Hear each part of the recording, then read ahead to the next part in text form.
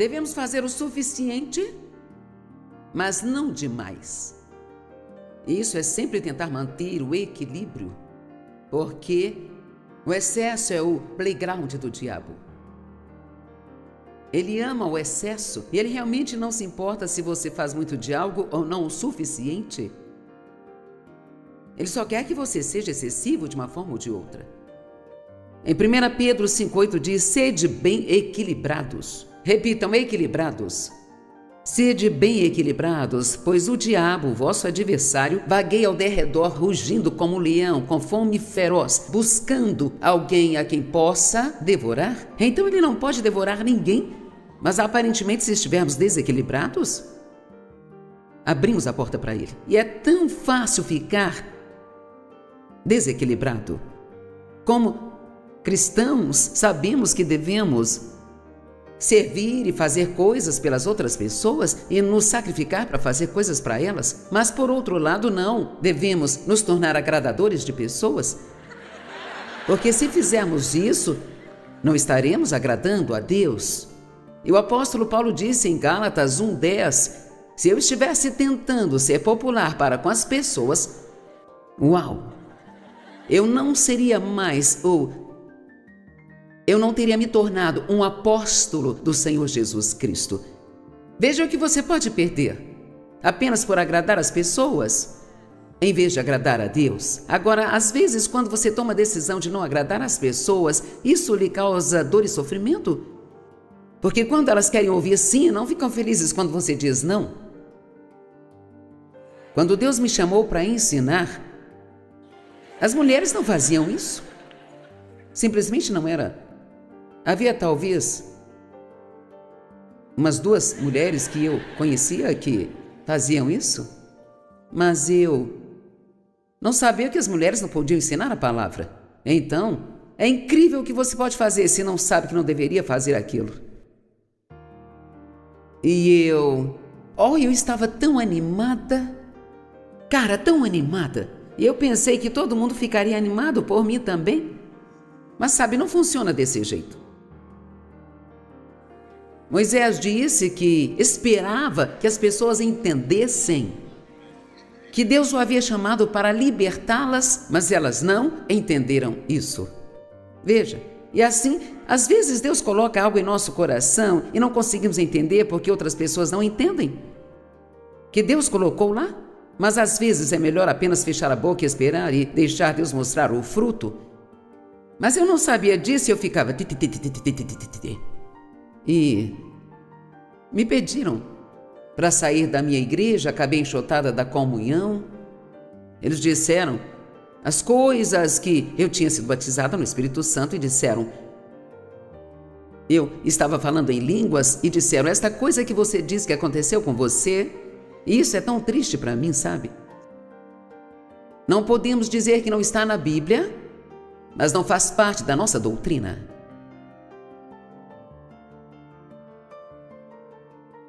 Quando começamos a pôr nossa doutrina à frente da palavra de Deus, estamos em apuros. E às vezes as pessoas fazem uma doutrina de sua própria experiência. Se eu tive esta experiência, então não pode estar certo. E perdi a maioria dos meus amigos.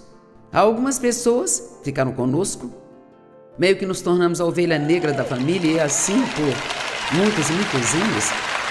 Cada feriado era apenas miséria para mim. Quando isso aconteceu, eu tinha uma decisão a tomar. Talvez alguns de vocês estejam neste ponto.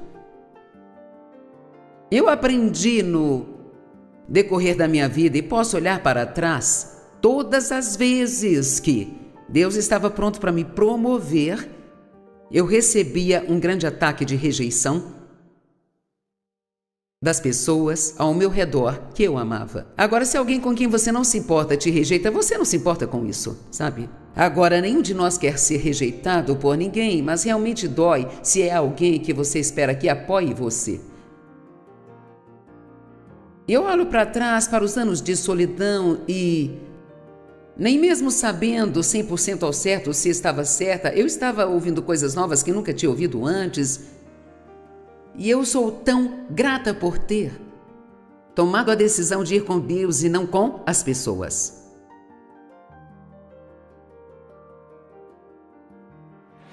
Você realmente não sabe o que você pode perder na sua vida se não for com Deus e ir com as pessoas.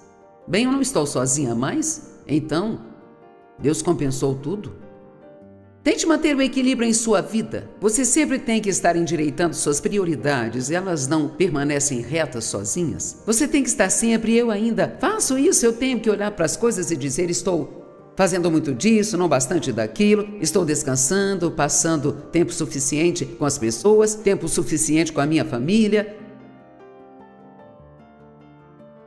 Quando nossas prioridades estão fora de linha, isso sempre causa estresse, porque somos excessivos de uma forma ou outra. E a primeira coisa que somos instruídos a fazer, e sabemos disso, mas nem sempre fazemos, é manter Deus em primeiro. Eu gostaria de passar um tempo com Deus pela manhã, mas tem muitas outras coisas para fazer. Não. Você não fará nenhuma direito se não passar tempo com Deus primeiro.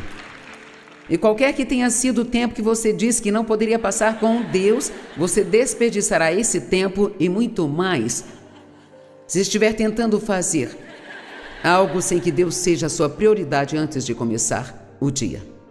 Sempre passe tempo com Deus primeiro. Se acha que só pode administrar 5 minutos, dê isso a Ele, mas deixe aumentar a partir daí. Ele é mais importante do que tudo. Precisamos de ordem em nossas vidas. Vivemos num universo muito ordenado. Em Hebreus está escrito que Deus sustenta e Ele mantém todo o universo. Imagine só se a Terra se inclinasse em seu eixo um pouquinho para o lado errado. Eu fico surpresa, não sei como alguém pode olhar para o mundo em que vivemos e pensar que Deus não existe. Seria preciso mais fé para mim? Seria preciso mais fé para ser ateu do que para ser cristão? Sabe ou não? Você teria que acreditar em algumas coisas do tipo Big Bang. Sim, Bang. Aqui estamos. Tudo é tão limpo e ordenado e o sol nasce todas as manhãs e quando ele se põe, a lua nasce, as estrelas saem. Isso acontece todo santo dia. Dia após dia após dia. Mas por que Deus é um Deus de ordem e não Deus de confusão? Precisamos de ordem em nossos lares. Sabe que a principal razão pela qual Deus estabeleceu linhas de autoridade não é para que uma pessoa possa dizer a todos o que fazer, mas para que haja ordem. Se todos estão no comando, não há comando. Você não tem nada além de caos. E nós temos um problema tão grande no mundo com a rebelião. E a rebelião é o espírito do anticristo. A rebelião é como a feitiçaria, diz a Bíblia. E Deus quer que nós sejamos submissos a toda a autoridade que esteja sobre nós. Vim aqui hoje como convidada, mas se o pastor me dissesse para não fazer algo, eu não faria porque eu estou aqui como convidada debaixo da autoridade dele. E precisamos agir assim em todos os lugares que vamos. Porque você está no comando da sua casa, mas não no comando da minha. Amém? E uma atitude humilde é tão preciosa para Deus em vez de uma atitude orgulhosa e arrogante. Eu não preciso ouvir ninguém. Precisamos de ordem em nossas casas, em nossos horários, em nossos armários, em nossas garagens. Conheço essas risadas. E honestamente, todos nós temos hábitos diferentes e, sabe, eu gosto de coisas legais, alguns de vocês talvez possam. Veja, eu tenho uma bagunça organizada. Como quando escrevo um livro, se você entrar no meu escritório, pensará que sou a mulher mais bagunceira do mundo. Mas sei o que há em cada uma dessas pilhas, eu não quero guardá-las todas as noites porque tenho que tirá-las na manhã seguinte, sabe? Mas cuide daquilo que Deus lhe deu. Não existe caos no céu quando chegarmos lá, não precisaremos de remédio para ansiedade, ou para a pressão arterial, ou para dor de cabeça. Não consigo nem imaginar. Agora veja, a Bíblia não nos diz muito sobre o céu. Na verdade, ela diz algumas coisas, mas não nos diz muito. E eu acho que é porque vai ser tão maravilhoso que qualquer coisa que Deus tentasse nos descrever estaria além de qualquer coisa que pudéssemos entender. Eu acho que vai ser absolutamente incrível. E eu estou meio ansiosa por isso. Eu não sei sobre você, mas Deus diz para vivermos em paz, então deve haver um jeito de fazer isso, hã? Agora, 4 palavras das quais quero falar com você hoje, que são bíblicas e são muito importantes para a nossa vida, mas precisam ser feitas em uma certa ordem. São sente-se, levante-se, ande e corra. Sente-se, levante-se, ande e corra. Bem, debaixo da antiga aliança, o sumo sacerdote entrava no Santo dos Santos apenas uma vez por ano. E quando entrava, ele tinha sinos costurados na parte inferior da sua roupa e ele tinha uma corda em volta da cintura. E era uma corda longa, parte dela ficava do lado de fora. E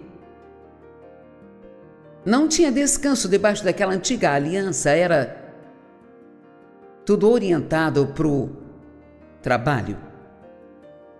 Você guarda a lei e vou abençoá-lo, senão você será amaldiçoado. E entre as várias coisas que estavam no Santo dos Santos, não havia cadeira. E lá não havia cadeira porque o sumo sacerdote não tinha permissão para sentar, era tudo obras, obras, obras, obras. E se ele parasse de se mover, os sinos paravam de tocar, e eles sabiam que ele havia feito algo errado e tinha caído morto, e então o tiravam de lá. Se você não acredita em mim, procure. Nem todo mundo sabe disso, mas para mim, isso é muito intrigante, a representação que Deus põe na sua palavra. Mas o nosso sumo sacerdote diz que depois que ele realizou tudo o que ele veio fazer, ele subiu ao alto e sentou-se à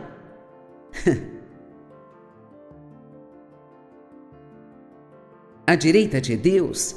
E há vários anos atrás eu comecei a notar a palavra sentado, sentar-se, sabe? E fiquei pensando, por que é tão importante o fato dele ter sentado?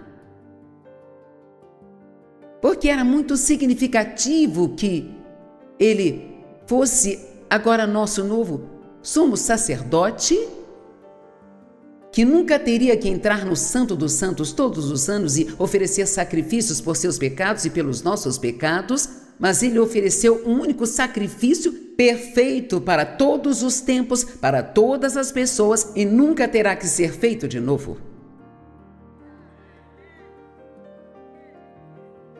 E assim ele se assentou lá para esperar até que seus inimigos fossem feitos estragos dos seus pés. Ele entrou no descanso de Deus. É isso que significa sentar-se. E a Bíblia diz em Efésios 2,6 que nós estamos assentados nos lugares celestiais com Cristo Jesus. Não estaremos, nós estamos. Então, legal e posicionalmente, mesmo que eu esteja aqui, estou sentada nos lugares celestiais, e isso significa que eu posso fazer esse trabalho e ao mesmo tempo estar em completo repouso na minha alma. E veja, é incrível que o reino dos céus seja tão vasto, não tem fim, não há limite para isso, e é tão grande que nem podemos imaginar, mas pequeno bastante para caber aqui dentro. Cara, se você apenas soubesse o quão incrível você é. Uau! Você não se levantaria um dia sequer sentindo mal consigo mesmo. Se você apenas começasse a entender que Deus criou quando Ele criou você e o quanto Ele te ama. E Ele nos amou enquanto ainda estávamos em pecado, portanto, não é algo que você possa ganhar ou merecer. A Bíblia diz que Ele nos amou porque era sua intenção bondosa, Ele queria isso. Ele te ama porque simplesmente te acha fofinho. É melhor eu não sair do trilho, mas eu amo dizer às pessoas o quanto Deus as ama. É fácil dizer isso a outras pessoas, mas eu formei um hábito de manhã eu digo, eu te amo, Senhor, e recebo o seu amor por mim. Não tenho tanta certeza, porque Deus nos criou, Ele não precisava de nós. Alguns dizem que Ele queria alguém para se relacionar. Deus é uma trindade, Ele não estava sozinho. Ele tinha um filho, tinha o Espírito Santo. Mas ainda assim Ele nos quis, Ele quis você e quis a mim. Então, alguns dizem, Ele nos quis para que nós o adorássemos bem. Deus não tem ego, eu não acho que Ele precisa ser adorado. Nós fazemos isso por nós mesmos. Eu acho que Ele nos criou porque Ele queria alguém para amar.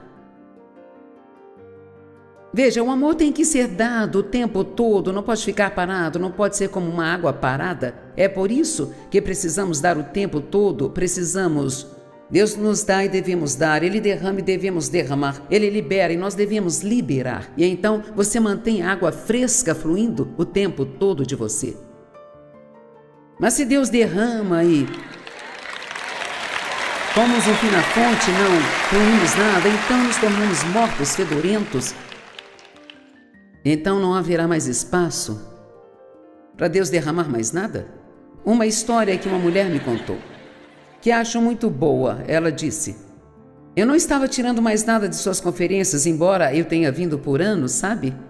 E então, ela disse, eu estava orando por você porque pensei que você tinha perdido a unção.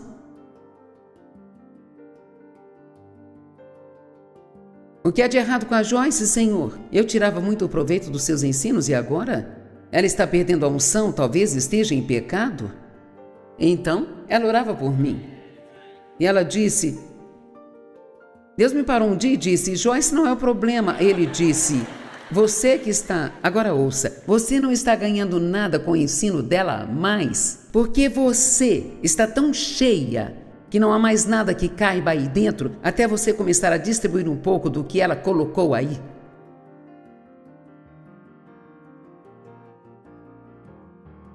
E acho que é isso que acontece com muitos frequentadores da igreja. Eles se sentam e recebem.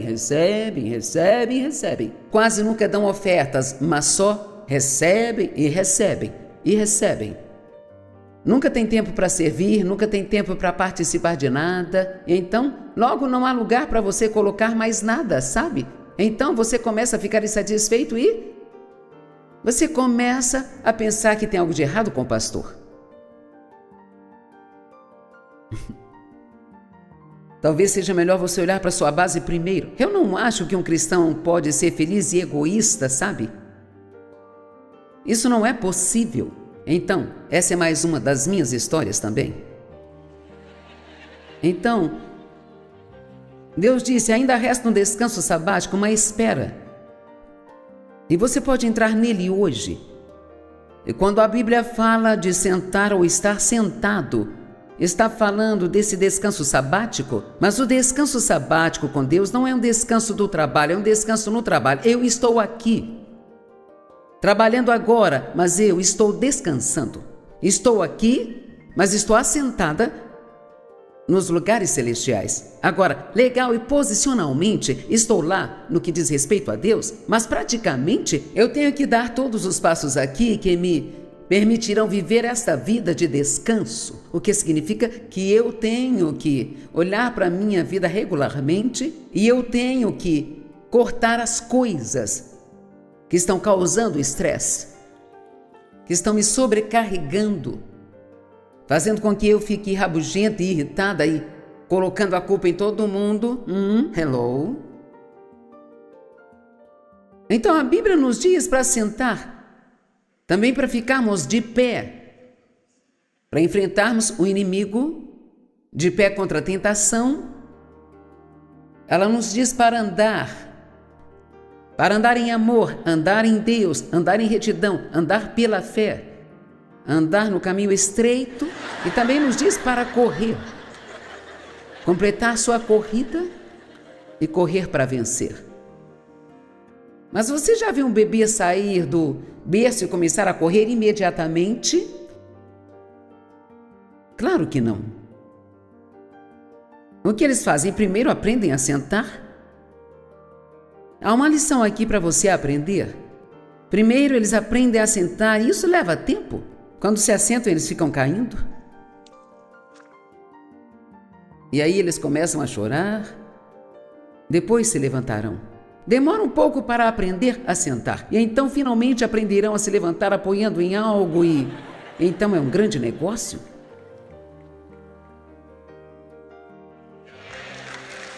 E esse primeiro passo é tão difícil. Eu sei porque eu tenho um bisneto que começou a aprender a andar e, cara, ele acha que realmente é alguém, sabe?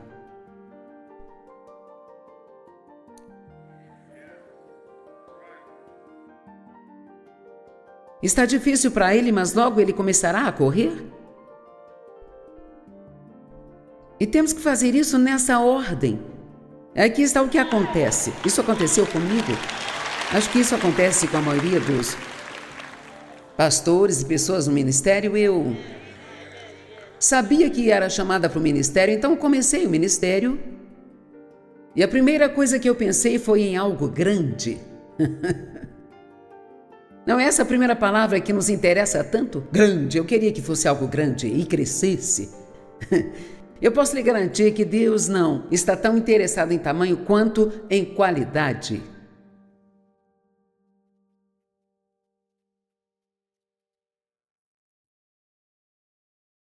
Você tem que ser muito grato por você ter pastores que são verdadeiros, são comprometidos, que andam naquilo que eles pregam,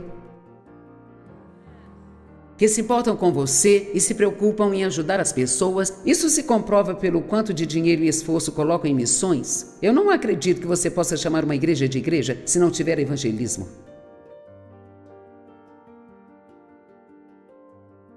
Deus não nos chamou para alcançar, nos chamou para evangelizar. Amém? Então eu comecei este ministério e já estava tentando correr. Estava tentando correr minha corrida. E estava tão estressada e tão infeliz e irritada, muito doente porque estava muito estressada. Bem, Deus não me chamou para isso. Algo estava errado, mas eu não sabia o que era e continuei tentando correr. Mas o que eu precisava era aprender a sentar primeiro. Veja, você não pode fazer nada e desfrutar se você não o fizer a partir de um lugar de descanso em Deus.